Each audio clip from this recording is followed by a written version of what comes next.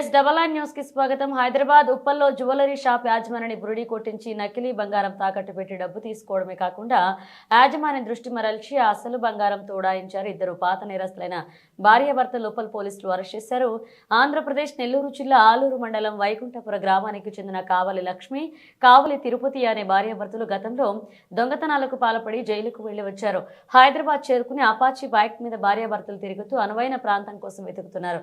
అందులో భాగంగా ఉప్పల్లోని Devilal jewellery shop లోకి వచ్చి యాజమానిని దృష్టి మరల్చి 5 గ్రాముల నకిలీ బంగారాన్ని తాకట్టు పెట్టి 20,000 రూపాయలు తీసుకోవడమే కాకుండా షాప్ లో ఉన్న 12 గ్రాములు అసలైన బంగారం లక్ష్మీదేవి డాలర్లను దొంగిలించి పరారయ్యారు.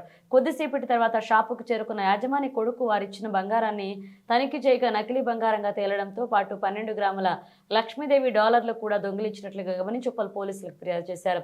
రంగంలోకి దిగిన ఉప్పల్ పోలీసులు సీసీటీవీ కెమెరాలు, ఇతర సామాగ్రి పరిజ్ఞానం ఉపయోగించి భార్యాభర్తలైన కావలి లక్ష్మి, కావలి తిరుపతిలను అరెస్ట్ చేసి వారి వద్ద నుండి 2,50,000 రూపాయల విలువ చేసి ఒక అపాచీ బైక్, ఒక సెల్ ఫోన్, 1,20,000 రూపాయల నగదు స్వాధీనం చేసుకుని నిందితులను రిమాండ్ కు తరలించినట్లుగా ఉప్పల్ సీఐ ఎలక్షన్ రెడ్డి తెలియజేశారు.